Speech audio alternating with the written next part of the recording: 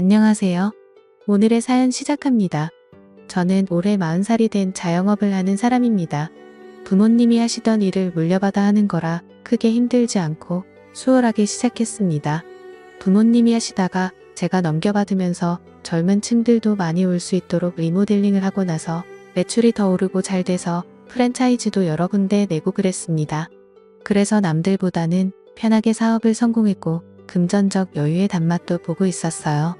이렇게 여유있고 풍족한 삶을 살고 있지만 남들에게 말 못할 사연이 있어서 글을 적어봅니다. 저는 사업 확장을 하느라 정신이 없었고 아무래도 제 돈을 보고 다가오는 여자들이 많았어서 여자에 대한 불신이 가득해지고 아직 미혼으로 지내고 있습니다. 그런 제가 하필이면 친구놈의 아내와 사랑을 하게 되었습니다. 저는 아무래도 어릴 때부터 부모님이 가게를 하셨기 때문에 학교 일과를 마치면 부모님 가게에 가서 도와드리기 바빴고 친구들이랑 놀 여유가 없었습니다. 그러다 보니 자연스레 친구들과는 거리가 생겼고 그런 저를 놀리고 따돌리는 무리도 생겼습니다. 그 속에서도 저를 챙겨주고 같이 지내준 몇몇 친구놈들이 있는데 그 친구들 덕분에 무사히 학교 생활을 하고 졸업을 했습니다. 그래서 딱히 동창회라든지 이런 곳에 참여를 하지 않았어요. 뭐 동창회 한다고 저한테 연락 오는 사람도 없었고요. 친구들이랑 오랜만에 술 한잔하면서 얘기를 하다가 친구 한 놈이 동창회 얘기를 하더라고요. 이번 주말에 동창회 또 한다던데 이번에는 같이 나가자고요. 됐어, 내가 나가서 뭐하냐, 친한 애들도 없고 누군지도 다 못 알아볼 텐데. 야, 너 이렇게 성공해서 잘 살고 있는데 한번 뽐내러 나가야지. 너 이렇게 잘 사는 거 보면 아주 다들 너한테 들러붙어서 친한 척 할 거야? 그리고 이번에 수희도 나온다는데 안 갈 거야? 너 수희 엄청 좋아했잖아. 아직도 술 취하면 종종 얘기 꺼내는 게 수희잖아. 잘 나가는 사장님 소리 듣고 사는데 성공한 모습 보여줘야지. 진짜 수희 나온대? 모임에 잘 안 나온다더니 웬일이래? 저는 친구의 말에 가고 싶지 않았던 동창회에 가야겠다고 생각했습니다. 제가 어릴 때부터 짝사랑하던 여자였어요. 용기도 없었고 그래서 고백 한 번 못 해보고 계속 멀리서만 바라보다가 이사를 가서 소식을 통할 수가 없었는데 동창회에 나온다고 하니 가슴이 두근대더군요. 그리고 동창회에 나가서 몇십 년 만에 보는 동창들을 알아보기란 쉽지 않았습니다. 이들끼리는 종종 모임을 하며 만나왔던 터라 자기들끼리 신나게 술을 마시면서 얘기를 하고 있더라고요. 저는 저랑 친했던 친구놈들 옆으로 가서 앉았고 주위를 둘러봤습니다. 주위를 둘러보니 그래도 선명하게 기억이 나는 얼굴들이 있었습니다. 제가 짝사랑했던 그녀 얼굴이 보이더라고요. 여전히 아름다웠습니다. 옛날이 생각하면서 마음이 요동쳤어요. 그리고 또 한 놈은 저를 괴롭히던 무리 중 주동했던 놈이었습니다. 여전히 뺀질거리는 면상이 보기가 싫더라고요. 그놈도 저를 쳐다보면서 눈이 마주쳤고 반갑게 웃으면서 인사를 건네더라고요.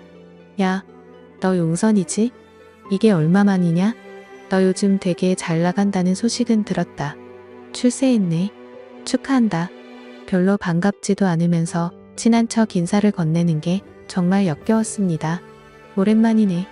저는 짧게 인사를 마무리했고 그냥 친구 놈들이랑 술을 마셨습니다. 한창 동창회는 술판이 벌어지며 물이 익어갔고 다들 점점 술에 취해갔습니다. 근데 아까 그놈이 다시 저한테 와서 말을 건네더라고요. 야, 용선아, 너 아직 내가 옛날에 괴롭히고 그랬던 거 마음에 담아두고 있는 거냐? 미안하다. 내가 너무 철이 없었어. 나도 후회가 많이 되더라. 근데 미안해서 연락을 할 수가 없었다. 알잖냐? 나 형편 안 좋았던 거. 근데 너는 부모님 가게 하시면서 돈도 많이 버시고 너도 맨날 좋은 옷 입고 다니고 잘 사는 게 배 아파서 어린 마음에 그러면 안 되는데 내 열등감이 너를 괴롭히는 걸로 표출됐다. 이제라도 미안하다고 얘기한다고 달라질 건 없겠지만 미안하다는 말은 꼭 하고 싶었다. 진심인지 아닌지는 모르겠지만 그래도 진지하게 사과를 하니 어린 마음에 그럴 수도 있었겠다 생각이 들면서 그냥 마음이 풀어졌습니다. 그래서 저는 괜찮으니까 너무 신경 쓰지 말라고 이야기를 해줬어요. 그렇게 동창회가 끝이 났고 저는 짝사랑하던 그녀에게 역시나 말 한마디 제대로 못 걸러보고 왔습니다. 동창회 이후로 그 친구놈이 저한테 자주 연락을 하더라고요. 잘 들어갔냐부터 시작해 시시콜콜한 얘기를 했습니다. 그러면서 자주 만나서 술이나 한잔 하자고 그러다 보라고요. 종종 만나서 술 마시면서 많이 가까워졌어요. 나이 먹더니 확실히 철이 들기는 했더군요. 술도 같이 먹고 당구도 치러 다니고 스크린 골프도 가끔 치러 가고 그랬습니다. 그러면서 사업은 어떻게 하면 잘할 수 있는 거냐고 묻더라고요.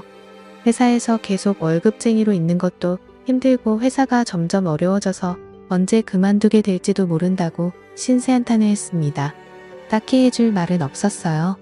저도 뭐 부모님이 해오신 거 물려받아 여태 하고 있는 거니까요. 그리고 프랜차이즈를 하나 어떻게 좀 잘해서 내주면 안 되냐는 등 얘기를 하더라고요. 이럴 속셈으로 나를 계속 만나왔던 건가 생각이 들었습니다. 그래서 저는 단호하게 그건 좀 어려울 것 같다고 얘기했습니다. 다른 곳들과 조건은 동일해야 된다고요. 다만 3달 정도 수수료는 안 받겠다고 했습니다. 그러니 됐다고 내 주제에 무슨 사업이냐며 말을 돌리더군요. 그 이후로 연락이 조금 뜸해졌고 저도 일하면서 바쁘게 지내고 있었습니다. 근데 친구놈이 전화가 오더라고요. 영선아, 오늘 와이프랑 너네 가게 가서 저녁 먹으면서 술이나 한잔할까 하는데 너 가게에 있지?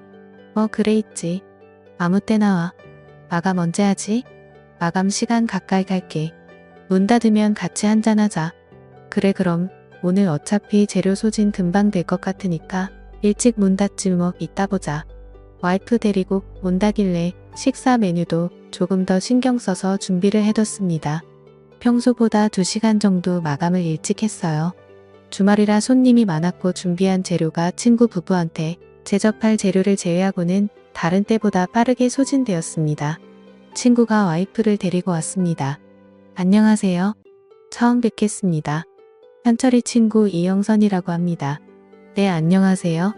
이 사람이 맛있다고 칭찬을 엄청 하더라고요. 내가 홍보 엄청 한다. 매출 오르면 내 덕인 줄 알아? 그래, 고맙다. 이쪽으로 앉아 음식 준비해 줄게. 음식을 준비해 술과 함께 내었습니다. 와, 진짜 맛있네요. 맛있게 드셔주셔서 감사해요. 친구놈은 안 어울리게 착하고 청순해 보이는 와이프를 얻었더군요. 처음 봤을 때 제 첫사랑이랑 이미지가 비슷해서 그런지 마음에 훅 들어왔습니다. 제 이상형에 가까웠어요. 그런데 친구놈은 역시나 옛날 버릇을 아직 다 못 고쳤는지 와이프 앞이라고 그러는 건지 와이프한테 허세를 부리고 약간 막대하는 게 보였습니다. 친구 와이프는 모든 게 익숙하다는 듯이 제 눈치만 슬슬 보면서 멋쩍게 웃었어요. 같이 술을 한참 마시고 있는데 얘기를 하다가 와이프가 말실수라도 하면 머리를 밀치면서 무시를 한다거나 눈살이 찌푸려지는 행동을 많이 하더라고요. 저는 그럴 때마다 많이 취한 것 같다. 그래도 와이프 머리를 그렇게 밀치고 그러면 안 되지 하면서 얘기를 하기도 하고 계속해서 이야기 화제를 돌리고 그랬습니다. 친구놈은 계속 사업 관련 얘기를 했고 저는 그냥 들어주며 술을 따라줬어요. 그냥 빨리 취하게 해서 집에 보내고 싶었습니다. 취하니까 더 얘기를 하고 싶지 않은 타입이더라고요. 친구놈한테 술을 따라주면서 얘기를 듣는 와중에도 제 시선은 친구놈 와이프한테 갔습니다. 그러면서 속으로는 계속 생각했어요. 어쩌다가 저런 놈을 만나서 고생을 하고 있지, 너무 안타깝다는 생각이 들더라고요.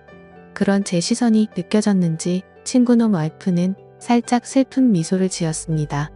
친구놈은 술에 취했는지 와이프를 굉장히 깎아내리듯이 말을 하더라고요. 내가 암만 돈을 벌어오면 뭐하냐? 집에 이런 식충이가 있는데 몸이 약해 빠져서 나가서 일도 제대로 못하고 그렇다고 남편 대접을 잘해주는 것도 아니고 이건 뭐 산전을 모시고 사는 것 같다니까. 너는 결혼 안 한 게 축복인 줄 알아라. 야, 너 취했다. 할 말이 있고 못할 말이 있지. 그만해. 내가 뭐 없는 말 있냐? 네가 말해봐. 내 말이 틀려? 여보, 그만해요. 많이 취했어요. 뭘 그만해. 내 말이 틀리냐고. 한참 주정 부리던 친구놈은 결국 잠이 들었어요. 진상도 저런 진상이 없었습니다. 친구놈 와이프는 화장실 좀 다녀온다며 일어났습니다. 눈물이 고여있는 걸 보니 울어서 화장실을 가는 것 같았습니다. 저는 걱정이 돼서 화장실 앞에서 기다렸어요. 그녀는 문을 열고 나왔습니다. 괜찮으세요? 네, 괜찮아요. 죄송해요.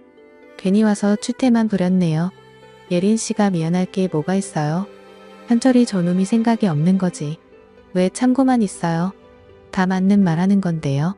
뭐, 그리고 오늘은 많이 취해서 더 저러는 거예요. 예린 씨, 저놈이 저러는 거 당연하다는 듯이 받아주고 참고 살지 마세요. 예린 씨도 예린 씨 부모님한테는 소중한 딸인데 왜 이런 취급을 받아도 된다는 듯이 그럽니까? 예린 씨부터가 자신을 소중히 생각하고 아껴야죠. 제 말에 그녀가 눈물을 다시 흘렸습니다. 아, 죄송해요. 왜 이렇게 눈물이 나지? 예린 씨, 당신은 충분히 더 많은 사랑을 받을 자격이 있는 사람이에요. 무시당하는 게 당연하다고 생각하지 마요. 그리고 울지 말아요. 예린 씨 우는 거 보면 제 마음도 아파요. 저는 그녀를 화장실 안으로 다시 들어가게 하고는 저도 모르게 입맞춤을 해버렸습니다. 그녀는 많이 놀란 듯 했지만 눈물을 흘리며 제 마음을 받아주더라고요. 친구놈이 그녀를 무시하고 막대하는 게 옛날 제 모습을 보는 것 같아서인지 그녀에게 마음이 더 갔습니다.